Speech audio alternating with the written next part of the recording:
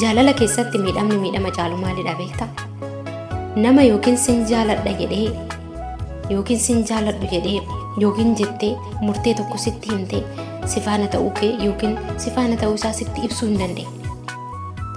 Miidhamni miidhama caalu namoota akkanaa yookiin namoota amala akkanaa agarsiisan.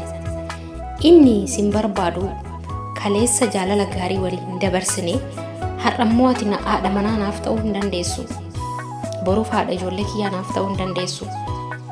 Isheenis immoo kaleessa abbaa manaa naaf taata jedhee yaadaa ture.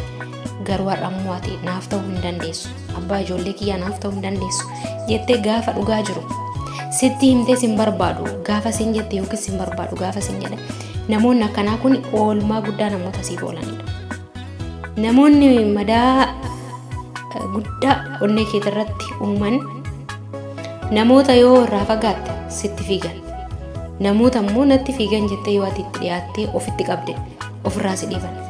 Namoota akkasiiti jireenya kee guutuu kan si madeessaa jiraatan jechuudha. Viidiyoo kana keessatti kanan haasa'u warreen dhiirota dubartoota 50 janajjanaa oolan miti. Akkasumas immoo warreen dubartootaa warreen dhiirota 50 janajjanaa oolan miti. Warreen kaleessa karoora dhugaadhaaf haadha manaa naaf taati jedhee abbaa manaa naaf ta'a jedhee karoora dhugaa pilaanii dhugaa baafatanii lafa kaawwatan egaa jiraanyi iddooma tokkotti dhaabbatu wal dhabuu danda'an. Haa ta'uti garuu yeroo tokko tokko namni tokko akka sirratuuf sin barbaadu jechuu dandeenya yookiin sin barbaadu jechuu danda'a. Gaafa inni sin barbaadu sin jedhu sana yoo dhugumaan namni kun sin barbaanne sababa isaa osoo hin barin nama san biraa hin deemine. Maaliif yoo jettee ati har'a sin barbaadu inni sin jedhanumaaf fiigdee bakka yookiin dhiira biraa kan deemtoo ta'e kaleessumaayyuu dhugaan jiru dhiira sana faana haasaa jirta. Dhiira san faana hariiroo qabda malee nama kana faana miti dhugaan jiru isa kana.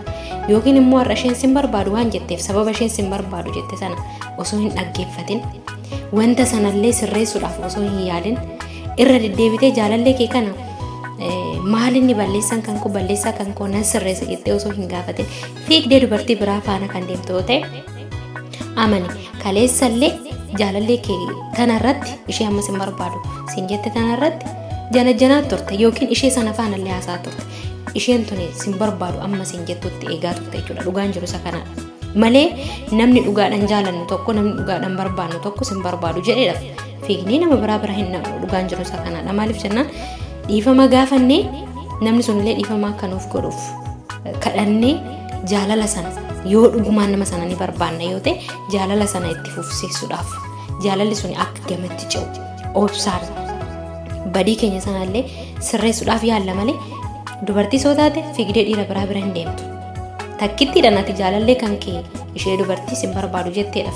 Fiigdee dhiira biraa faana deemte dhiira biraa faana argite taanaan kaleessumallee gaafa si faanaa jirtu jaalalleen teetuni dhiira sana faanaa turte yaada siinaasaa turte malee jaalala sobaasiif qabaachaa turte yookiin sitti fakkeessa turte. Dhiirrillee gaafa sin barbaadu jedhee yookiin ammoo ati sin barbaadu jetteen jechuudha. Gaafa sin barbaadu ati jette takkittumaan kanan barbaada jedhee kan fiigee dubartii biraa faana kan ta'u yoo ta'e kaleessumaayyuu nama si jaalatu miti dubartii sana faanallee haasaa ture waan ta'eef malee sababni isaa jaalalli dhugaan dhukkuba qaba waan ta'eef dhukkubsachuu qaba. Fiiganii tasuma fiiganii kan dhaqanii nama biraatti boqotan miti. Dhukkuba san immoo amma dhukkubsattee dhukkuba san amma fayyitee nu jennetti amma qulqulluu hin taanetti nama biraa jaalachuudhaaf tasuma keessi keenamu garuu durumaayyuu filannoodhaaf nama lama dubbiste yoo ta'e dubartii soo taate dhiira lama dubbistee jirta yoo ta'e yookiin dubbisaa turte yoo ta'e yoo tokko fuula si dhoowwate tokkotti fiigde sirriidha. Dhiirrilleen akkasuma dubartiin takka gaafa sin barbaadu badiin keessa kana dogongora kanaafan sin barbaanne yookiin dogongoruma sanaayyuu si dhiisuu dandeessi. Takkittumaan isheen dogongora keessanaayyuu osoo ati hin gaafati yookiin osoo sitti hin himin sin barbaadu waan jette qofaaf fiigdee dubartii biraa sana bira kan deemtu ta'e kaleessumaayyuu filannoo lamaan deemaa turte ati dubartii lama dubbisaa turte ishee tanas ishee sanas isheen tu waan sin barbaadu jettee fiigdee immoo ishee sana bira dhaqxe dhugaan jiru isa kanadha. Jaalalli dhugaa garuu dhukkuba qaba dhugaa dubbachuudhaaf baay'eetti jechuudha. Amma dhukkuba san dhukkubsattee hin dabarretti immoo nama biraati irratti naqee boqadhoo jettee nama san illee hin ibamsiista dhaqxe. Maaliif jennaan wantoota tokko amma fakkeenya firaafireedhuma tokko yoo fudhanne firaafiree isa fayyaa finnee yoo itti kan daballu yoo ta'e waan dhibamsiisa miti. Akkasii jechuudha namni jaalala keessatti tokkorraa dafee adda bahee tokkotti boqachuu deemu suni nama fayyaa jiru sanallee dhibamsiisa jechuudha. Jaalalli dhugaa immoo dhibama qaba. Garuu jaalala sobaa keessa kan ture yoo ta'e immoo namni sun yookiin kan turte yoo ta'e dhuguma dhibama tokkollee hin qabu. Daayirektilii dhaqee nama biraas jaalachuu ni danda'a yookiin ni dandeessi jalqabumaa jaalala dhugaa keessa wanta hin turre jechuudha. Garuu sanas ta'e kana as keessatti ejjannoodha wanti hin dubbachuu barbaadu. Namni tokko gaafa sin barbaadu sin jedhu ati yoo dhuguma nama sanaan dhuguma sana dhugaadhaan ni jaalatta yoo ta'e nama sana boruuf barbaadaa turte yoo ta'e badiin kiyya maal ture jedhiiti sababa isaa dhaggeeffadhu. Dandeenyaan sababa sana sirreessuu hin danda'amu immoo namni sun dhugumattiin irra deddeebitee gaafattee sin barbaadu yoo kan sin jedhu yoo ta'e namni sun nama dhugaadhaan si jaalatuudha fi sababni isaa osoo dhugumaan namni sun sin barbaadu yookiin fedha kee hin qabu yoo ta'e jireenya keetti irratti taphata yeroo hundumaa sin barbaada yookiin sin barbaadu akka ashangulliitti ta'e jechuudha. Namoota yeroo tokko nurraa adda bahuudhaaf yaadanii nurraa isa adda baaniin ba'an nuuf barreessu nuuf bilbilu garuu sin barbaadus nuun hin jedhan. Namoonni wanta akkanaa kana keessa jiran ni jiru. Yoo isheen bilbilteef lakkaa na jaallatti na barbaadde kanaaf naaf bilbilte fakkeenya fudhata. Yoo inni bilbileef illee isheen illee akkasuma na barbaada edaa kanaaf maaliif jennaan namoonni kun sin barbaaduu sana eegu waan ta'eef.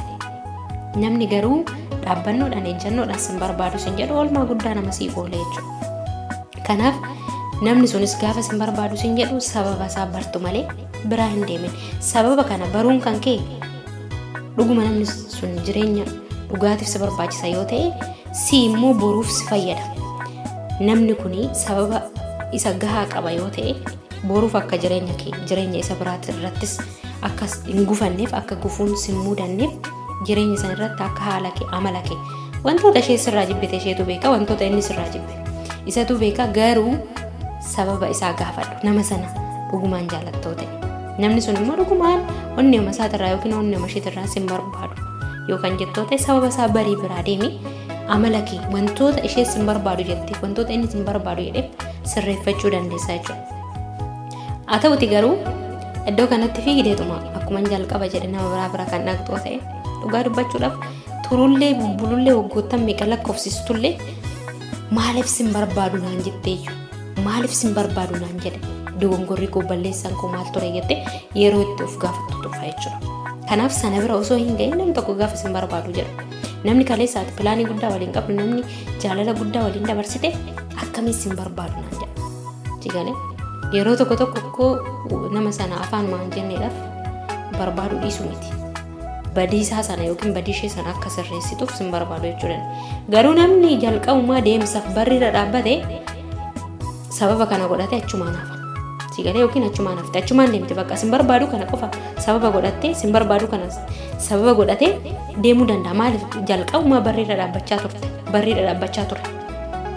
Namni kun yookiin sababa tokko qaba wanta inni sitti dhiyaateef yookiin waan maallaqa qabuuf yookiin waan bifa qabduuf yookiin wal qunnamtiidhaaf yookiin faayidaa garagaraatiif. Jigalee yoo garuu kan hundarraa darbee namni kun si barbaada yoo ta'e sababa isaas si gaafata amala isaas si gaafata maaliif maalan balleessa badiin kan koo maali jedhee si gaafata yookiin si gaafatti jechuudha. Wantoonni kun hunduu tarraa'ee garuu namni sun dhugumatti kana durallee irra deddeebiidhaan nama dhiifama siif godhe yoo ta'e nama dhiifama siif goote yoo taate dhugumaan onnee isheetirraa immoo yeroo kana osoo si jaallattu jireenya ishee kan boruutiif yaachisiisee namni kun naaf ta'uu hin danda'u jettee gaafa murteessitee sin barbaadu jette jechuudha. Siif oolmaa gaarii ooltee jirti. Akkasumas ati haadha manaa gaarii naaf ta'uu hin dandeessu haadha ijoollee kiyyaa naaf ta'uu hin dandeessu boruuf itti fufuu hin danda'u jedhee immoo dhiirri tokkos kaleessa pilaanii guddaa si faana baasee har'a badii kan kee hundumaa sitti himee kaleessa irra deddeebiidhaan dhiifama siif gochaa ture har'a immoo dhugumattiin sin barbaadu sin jedhee kan sirraa adda citoo ta'e of dhibamsiisii of yaali namni kun oolmaa guddaa siif oolee naaf galatoomii jedhiiti jireenya kee kan boruu itti fufiin jedha. Kanaafuu namoonni tokko sin barbaadas kan hin jenne namoota akkasitti namoonni balaa guddaa madaa guddaa namarraan geessisuu danda'aniin isin jedha. Egaa viidiyoo kanarraa waan hedduu barattu jedhee yaada. Akkasumas YouTube urjii entertainment subscribe gochuu hin dagatina. Waan na dhaggeeffataniif galatoomaa. Yaada keessan komentii jalatti naa barreessaa.